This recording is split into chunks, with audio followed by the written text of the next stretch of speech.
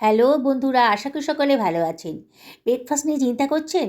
আজকে অসাধারণ টেস্টি একটা সিম্পল রেসিপি নিয়ে এসে হাজির হয়েছি। এই ব্রেকফাস্টটা যদি একবার বানিয়ে খান না, বারে বারে কিন্তু আপনাদের এটা বানিয়ে খেতে ইচ্ছে করবে। বানানোটা একেবারেই সোজা, আর স্বাদ কিন্তু একেবারেই দুর্দান্ত। কত সিম্পলভাবে ঘরে থাকা উপকরণ দিয়েই আজকের ব্রেকফাস্ট রেসিপিটা আমি বানিয়ে ফেলেছি। আপনারা এটা ডিনারেও কিন্তু সার্ভ করতে পারেন, এতটাই টেস্টি। চলুন কথা না বাড়িয়ে আজকের এই রেসিপিটা আমি তৈরি করে দেখাচ্ছি আপনাদেরকে। আমি একটা মাঝারি সাইজের ফুলকপি নিয়ে নিয়েছি। ফুলকপির এই সাদা মতো অংশটা কেটে বাদ দিয়ে দেব, আর ফুলগুলোকে আলাদা করে দিচ্ছি। ছোট ছোট টুকরো করে ফুলকপির ফুলগুলোকে কেটে নিলাম, সরিয়ে রাখছি। দুখানা মাঝারি সাইজের পেঁয়াজ নিয়ে নিয়েছি, আর পেঁয়াজের খোসাটা আমি কেটে বাদ দিয়ে দিচ্ছি। এবার পেঁয়াজটাকে আমি পাতলা পাতলা করে কেটে নিচ্ছি। দুখানা পেঁয়াজই কেটে নিলাম, সরিয়ে রাখছি। একখানা পাত্রের ভেতর আমি ময়দা নিয়ে নিচ্ছি। আমি আমার পরিবারের মেম্বার অনুযায়ী বানাবো, সেই জন্য আমি 3 বাটি মতো ময়দা নিয়েছি। আর এখানে 1 বাটি পরিমাণ আটা নিয়েছি। 3 বাটি ময়দার সাথে 1 বাটি আটা, আর হাফ টেবিল চামচ মতন লবণ দিয়ে দিলাম। 1/4 টেবিল চামচ মতো কালো জিরে দিলাম। 1/4 টেবিল চামচ মতো গোটা জিরেও দিয়ে দিলাম। হাফ টেবিল চামচ মতো জোয়ান হাতে ডলে দিয়ে দিলাম। আর দিয়ে দিচ্ছি 2 টেবিল চামচ মতো সাদা তেল। এবার আমি ময়ামটাকে খুব ভালো করে মিশিয়ে নেব। খুব ভালো করে মেশানো হয়ে গেছে যখন, তখন আমি দিয়ে দিচ্ছি হাফ টেবিল চামচ মতো খাবার সোডা, দিয়ে আবারও ভালো করে মিশিয়ে নিচ্ছি। তারপরে অল্প অল্প জল দিয়ে আমি একটা ডো বানিয়ে নেব। দেখুন, সুন্দর করে একটা ডো বানানো হয়ে গেছে, ঠেসে ঠেসে মাখা হয়ে গেছে। এবার আমি 1 টেবিল চামচ মতো সাদা তেল দিয়ে আবারও ডোটাকে ভালো করে মেখে নিচ্ছি। এবার এটাকে রেস্টে রেখে দেবো মিনিট 5-6 জন্যে। আমি কড়াইতে জল গরম বসিয়ে দিয়েছি। এর ভিতর দিয়ে দিলাম হাফ টেবিল চামচ মতো লবণ। লবণটা জলের সাথে খুব ভালো করে মিশিয়ে নিলাম। এবার কেটে রাখা ফুলকপির টুকরোগুলো জলের ভেতর দিয়ে দিচ্ছি, একটু ভাপিয়ে নেব। ফুলকপির ভেতরে অনেক পোকামাকড় থাকে, একটু ভাপিয়ে রান্না করলে পোকামাকড়গুলো নষ্ট হয়ে যাবে, আর ফুলকপিটাও বেশ নরম হয়ে যাবে। অম্বল গ্যাসটাও কিন্তু এভাবে রান্না করলে অনেকটাই কম হয়। খুব বেশি ভাপাবো না। মিনিট খানেক ফোটার পরেই আমি এটাকে জল থেকে অন্য জায়গায় সরিয়ে দিচ্ছি। একটা তাওয়া গরম করতে দিয়ে দিয়েছি, তার ভেতর দিয়ে দিলাম বেশ খানিকটা রসুনের কোয়া। কতগুলো কাঁচা লঙ্কা একটু চিড়ে নিয়ে এর ভেতরে দিয়ে দিচ্ছি। কাঁচা লঙ্কাটা চিড়ে দেবেন, নাহলে কিন্তু গরম তাওয়াতে গেলে পরে কিন্তু খুব ফাটবে। আমি কতগুলো কাঁচা লঙ্কা দিয়ে দিলাম, একটু ঝাল ঝাল হলে খেতে ভালো লাগবে। এবার শুকনো অবস্থাতেই আমি রসুন আর কাঁচা লঙ্কাটাকে একটু ফ্রাই করে নিচ্ছি। দেখুন আমি কীভাবে করছি। রসুনের কালারটা একটু চেঞ্জ হয়ে গেছে। এবার আমি এর ভেতর দিয়ে দিচ্ছি 1 টেবিল চামচ মতো সর্ষের তেল। সর্ষের তেল দিলেই কিন্তু আজকের এই রান্নাটা বেশি টেস্টি হবে, তাই 1 টেবিল চামচ সর্ষের তেলের ভেতর দিয়ে দিলাম। দিয়ে আবার একটু ভাজা ভাজা মতো করে নিচ্ছি তেলের সাথে। দারুণ সুন্দর একটা গন্ধ বেরোবে। এবার এর ভেতর দিয়ে দিচ্ছি হাফ টেবিল চামচ মতো কালো জিরে, দিয়ে সব কিছু খুব ভালো করে ভেজে নিচ্ছি। গ্যাসের ফ্লেমটা মিডিয়াম টু হাইতে রেখেছি, আর অনবরত কিন্তু নাড়তে হবে। এবার একটা স্ম্যাশারের সাহায্যে এগুলোকে একটু স্ম্যাশ করে দিচ্ছি। গ্যাসের ফ্লেমটা এই সময় লোতে করে দিয়েছি। দেখুন বন্ধুরা, এইভাবে করবেন, দারুণ সুন্দর টেস্ট হবে। আপনারা কল্পনাও করতে পারবেন না যে এত টেস্টি রেসিপি এত সহজভাবে বানানো যায়। দেখুন, স্ম্যাশ করা হয়ে গেছে আমার। এবারে আমি কেটে রাখা পেঁয়াজ কুচিটা এর ভেতর দিয়ে দিলাম, দিয়ে সব কিছু আবারও ভালো করে মিশিয়ে নিচ্ছি। পেঁয়াজের কালারটা আস্তে আস্তে চেঞ্জ হয়ে গেছে, বেশ ব্রাউনিশ মতো রং হয়ে গেছে। মিনিট 2 রান্না করার পরে কিন্তু পেঁয়াজের কালারটা এরকম চেঞ্জ হয়ে গেছে। এবার এটাকে আমি সরিয়ে রাখছি। একটা কড়াই গরম করতে বসিয়ে দিয়েছি। এর ভেতর দিয়ে দিলাম 1 টেবিল চামচ মতো সাদা তেল, তেলটি যখন বেশ গরম হয়ে গেছে তখন আমি দিয়ে দিচ্ছি ভাপানো ফুলকপিটা, জল থেকে ঝরিয়ে দিয়ে দিলাম। দিয়ে সব কিছু খুব ভালো করে মিশিয়ে নিচ্ছি। গ্যাসের ফ্লেমটা মিডিয়াম টু হাইতে রেখেছি।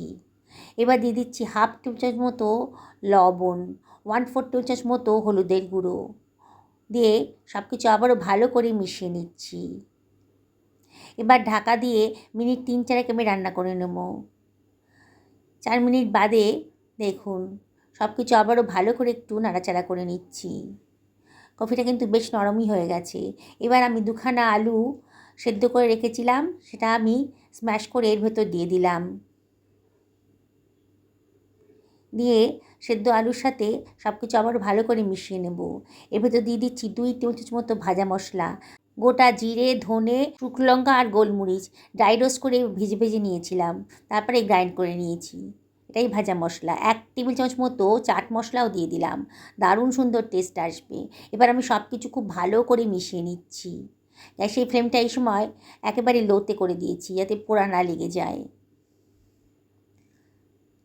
দেখুন বন্ধুরা, খুব ভালো করে এটাকে মিশিয়ে একটা ডো মতন করে নিলাম। এটাই বুঝতে পারছেন এটা স্টাফিং তৈরি হয়ে গেল।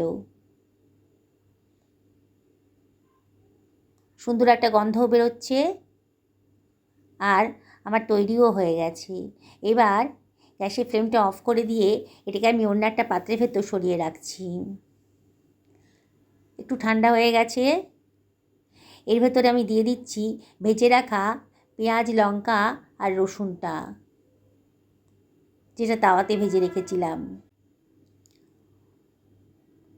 এবারে আমি সব কিছু ভালো করে মিশিয়ে নেব।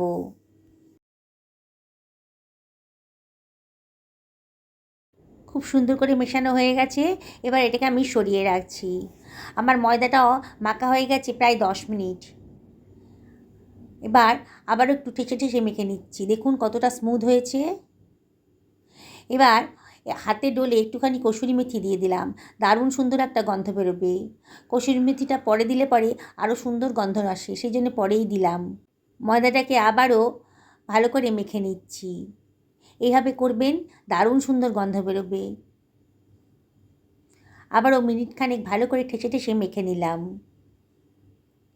নিয়ে এইবার কতগুলো লেচি কেটে নিচ্ছি।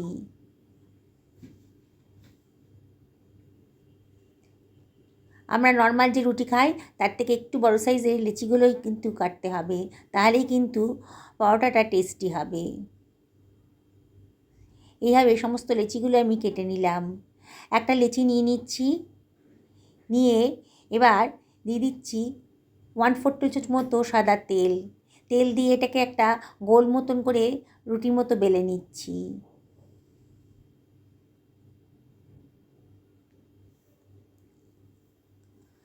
এবার সেন্টার থেকে নিচ পর্যন্ত একটা কাট লাগিয়ে দিলাম। দিয়ে একটা সাইডে আমি ফুলকপি আর আলুর পুরটা দিয়ে দিয়েছি, দিয়ে একটা ফোল্ড করে দিলাম। দিয়ে আবারও একটা ফোল্ড করে দিচ্ছি, আবারও একটা ফোল্ড করে দিলাম। হাত দিয়ে একটু চেপে চেপে ধরেছি। এবার আলতো হাতে বেলুনটা দিয়ে একটু বেলে নেব। এইভাবে পরোটা বানালে পুর ফাটার কোনো ঝামেলাই থাকে না। হাত দিয়ে শেপটা একটু ঠিক করে দিচ্ছি। আপনার ইচ্ছে করলে স্কোয়ার করেও বানাতে পারেন, গোল করেও বানাতে পারেন। আজকে আমি ত্রিকোণ করেই বানাচ্ছি। দেখুন বানানোটা কতটাই সোজা। আমি আরেকটাও আপনাদেরকে বানিয়ে দেখাচ্ছি। সেন্টার থেকে নিচ পর্যন্ত একটা কাট লাগিয়ে দিলাম। তারপরে একটা পোর্শনে স্টাফিংটা দিয়ে দিচ্ছি, দিয়ে ফোল্ড করে দিচ্ছি। আবারও ফোল্ড করে দেব, আবারও একটা ফোল্ড করে দেব। কোনো ঝামেলাই নেই। একবার দেখলে পরে কিন্তু যে কেউ এটা বানিয়ে ফেলতে পারবেন। আর এর টেস্টটা কিন্তু একেবারে দুর্দান্ত। আবারও হালকা হাতে বেলুনটা দিয়ে আমি বেলে নিচ্ছি। এইভাবে সমস্ত পরোটাগুলোই আমি বেলে নেব। কতটাই সোজা দেখেছেন তো। একটা তাওয়া গরম হয়ে গেছে, তার ভেতর একটা পরোটা আমি দিয়ে দিচ্ছি। খানিকক্ষণ ওয়েট করে আবারও এই পরোটাটাকে উল্টে পাল্টে ভেজে নেব। একটু চাপ দিয়ে দিয়ে ভাজবেন, তাহলে ভেতরটাও ভালো করে ভাজা হয়ে যাবে। উল্টে পাল্টে শুকনো অবস্থাতেই ভালো করে ভেজে নিলে তেল কিন্তু খুব কম লাগবে যদি তেল দিয়ে ভাজি। আপনারা যারা ডায়েট করছেন তারা শুধু তেল ছাড়াও কিন্তু এটা খেতে পারবেন। দারুণ টেস্টি হয়েছে। তবে আজকে আমি অল্প তেলে এটা ভেজে নেব। প্রথমে হাফ টেবিল চামচ তেল দিয়েছিলাম, পরে এটাকে উল্টে দিয়ে আবারও হাফ টেবিল চামচ মতো তেল দিয়েছি। মানে 1 টেবিল চামচ তেলেই কিন্তু আমার গোটা পরোটাটা ভাজা হয়ে গেছে। দেখুন, দেখেই মনে হচ্ছে অনেকটাই ক্রিস্পি হয়েছে। ওই গরম তাওয়াতেই কিন্তু আমি আরেকটা পরোটাও দিয়ে দিচ্ছি। আবারও একই রকম করে ভেজে নেব। যেসব বন্ধুরা আমার রেসিপিটা দেখছেন অথচ এখনও আমাকে সাবস্ক্রাইব করেননি, আমি তাদের কাছে একান্ত রিকোয়েস্ট করব যে আমার চ্যানেলটা সাবস্ক্রাইব করবেন। পাশে থাকা বেল আইকনটা অবশ্যই ক্লিক করে দেবেন, তাহলে আমার রান্নার নোটিফিকেশানটা আপনারা চটজলদি পেয়ে যাবেন। এইভাবে আমি বাকি পরোটাটাও উল্টে পাল্টে ভেজে নিলাম। দেখছেন তো ভাজাটা কতটাই সোজা, আর এর টেস্ট কিন্তু একবারে দুর্দান্ত। একবার যদি খান না তাহলে কিন্তু বারে বারে আপনাদের বানিয়ে খেতে ইচ্ছে করবে। এইভাবে সমস্ত পরোটাগুলোই আমি ভেজে তুলে রাখছি। আমি একটা সার্ভিং প্লেটে এটাকে সার্ভ করে দিচ্ছি। যেসব বন্ধুরা ফেসবুক থেকে রেসিপিটা দেখছেন তাদেরকে আমি রিকোয়েস্ট করব আমার পেজটা ফলো করার জন্যে। এইভাবে সমস্ত পরোটাগুলোই আমার ভাজা হয়ে গেছে। কতটা সুন্দর দেখতে লাগছে। আর এটা খেতে গেলে কিন্তু কোনো তরকারিরই প্রয়োজন হয় না। একটু সস কিংবা সামান্য একটু রায়তা হলেই কিন্তু এটা খাওয়া হয়ে যাবে। আমি একটু টমেটো সস নিয়ে নিয়েছি। দেখুন বন্ধুরা, কতটা সুন্দর দেখতে লাগছে, কতটা লোভনীয় হয়েছে দেখেছেন তো? ফুলকপির পরোটা তো আপনারা নানানভাবে বানিয়েছেন, আজকে আমার মতন করে বানিয়ে দেখুন। কতটা মচমচে হয়েছে বাইরেটা। দেখুন ভেতরে কিন্তু একবারে পুড়ে ঠাসা, এখনও যথেষ্ট গরম আছে। আমি আপনাদেরকে আবারও রিকোয়েস্ট করব, একদিন আমার মতন করে বানিয়ে ফেলুন, পরিবারের সকলকে খাওয়ান, নিজেও খান। সুস্থ থাকুন, ভালো থাকুন, নমস্কার নেবেন।